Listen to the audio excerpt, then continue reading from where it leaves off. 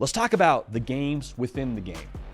And I think the biggest game of the week is none other than Miami rolling into the Swamp, going toe-to-toe with Florida in what will be just absolutely pandemonium afterwards for either side, winner or loser, on Twitter post-game. What are the matchups that we believe are going to help determine the outcome of the game? So when you're watching at home, these are the battles within this ultimate battle that you can watch and say, okay, that's favoring Florida, that's favoring Miami. I'm going to roll with this team going forward here. This is how they're going to win the football game. So we'll talk about that right now. Really quickly, though, two things I want to mention. One, subscribe to the On3 YouTube channel. College football, nothing but college football every single day. College football sickos, we appreciate y'all subscribing and being a part of this. Second thing I want to let y'all know, very proud to tell y'all that the hard count is brought to y'all this year by our friends over at Prize Picks. If you've never played Prize Picks, don't worry about it.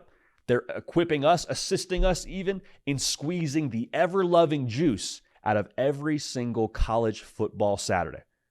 Prize Picks, daily fantasy. We play exclusively in the college football department of Prize Picks. Prize Picks is very easy to use. You put two or more player projections together, pick more or less on those projections to make a lineup, and you're off to the races. Easy withdrawal, safe to use. You use code HARDCOUNT. Right away, you play $5 in lineups. You get $50 in promo funds. Also, Prize Picks has a nice little free square going on right now. Jalen Milroe, half a passing yard. Take the more there, you're off to the races. So, appreciate Prize Picks. Again, code HARDCOUNT at prizepicks.com. $5 in lineups gets you $50 in promo funds. We'll have some picks for you here at the end of this segment as well. But the battle that I'm watching here in this game, I don't know how many times I've talked about Trey Wilson throughout the course of this week, but the cat and mouse game between how Florida wants to utilize him and how Miami decides to try and contain him, the battle here is Trey Wilson, the Florida receiver, versus the defensive coordinator for Miami and Lance Guidry. Because I think the give and take here is you want to defend Florida's best offensive weapon. That's 100% the case. However, you don't want to overcompensate and then allow guys like a Aiden Mizell or a Andy Jean or, insert whoever you want to insert there into that next receiver that could hurt Miami. Because as much as we think Trey Wilson's a weapon, he's also a decoy.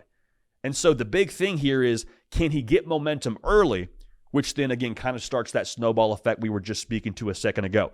Miami overcompensates, other weapons get working. And here's the thing, it's not just the fact that Florida's offense gets some momentum, it's what it does to the overall atmosphere. Because we talk about it too with the Swamp, like that would set that place on fire. The momentum gets rolling, the crowd gets rocking, and what does that do? It makes it harder for Miami's offense. So that matchup in itself, it's a small battle just schematically. How much do you try to take him away? How much are you able to take him away when it comes to Miami defending Trey Wilson? Do you bracket him? Do you trust someone to go man-to-man? If you do, more power to you. That's going to be a very, very massive part of this game and this game flow to begin with. Watch how Miami tries to defend number 3 for Florida. Now, here's another matchup I'm watching closely, and it's Damian Martinez, the transfer from Oregon State, playing running back for Miami, and how he looks against Florida's front seven. Because we talk so much around Shannon Dawson. He's got an air raid background. The OC for Miami has worked with Mike Leach and Hal Mummy, the godfathers of the air raid, and Cam Ward and his air raid background. But y'all, if you were to really sit down and talk some ball with him, they want to run the football. More specifically, they want to run the football north and south with some power run concepts. If you don't believe me, look at who their head coach is. An offensive lineman, Mario Cristobal. You can't change where you come from when it comes to the football world. He is from the offensive line. So if Damian Martinez is able to kind of get some momentum and get stronger as the game wears on, we talk about the Swamp. That'll definitely turn down the volume there. It's depressing to watch your team give up a 16-play drive and, 8 of those plays, 9 of those plays be Damian Martinez runs. That, is just a gut punch. Settles in Cam Ward, opens up some things downfield. Like the way that would snowball, the same way we talk about Trey Wilson getting going, is the same effect I believe Damian Martinez could have in this football game. Now, here's the extra crucial point to know. Florida last year gave up 166 rush yards a game. Now, I think they're better in the front seven this season, so we'll see what they look like in this first game. But especially with the way that this whole setup could be for Florida and Miami. I'm talking like the weather is going to be brutal. It could be a little bit of some rain coming. We'll see. The last forecast I checked had 20% precipitation. There's going to be like 91 degrees on Saturday. So that to me says cramps in the third and fourth quarter. That to me says guys are getting winded early. As that wears on, that screams who can run the football. Puts you in another state of mind. Imagine Miami's up, let's say, in like the fourth quarter.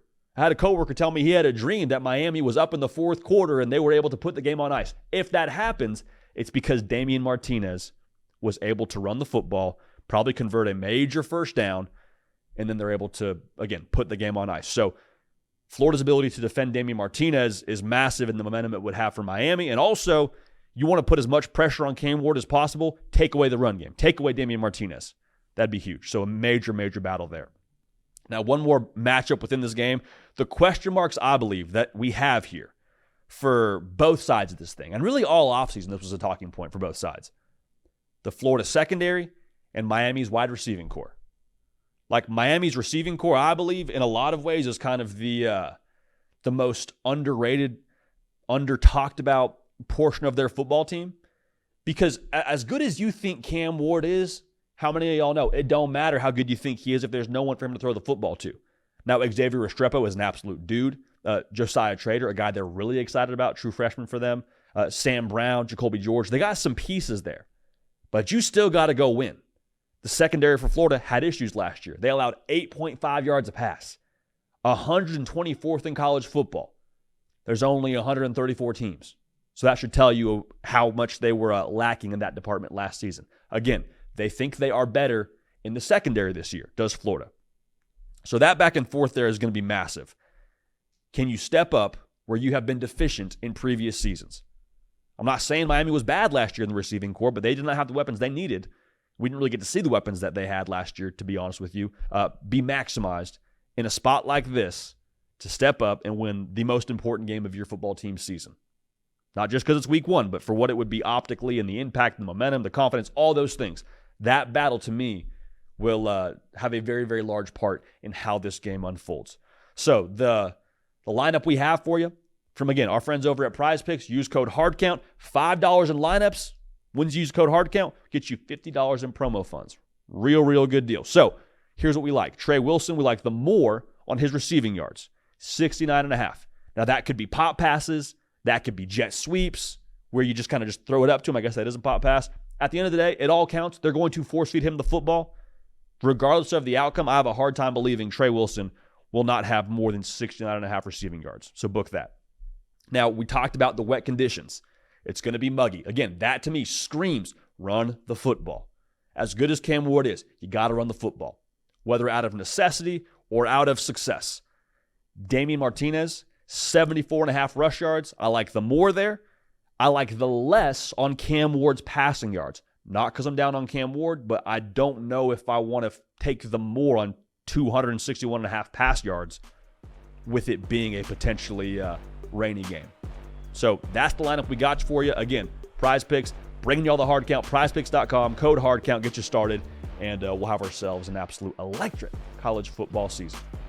Hey y'all, thanks so much for watching. Subscribe to the channel here to make sure you don't miss an episode of the Hard Count. Also be sure to check out other videos on the On3 YouTube channel.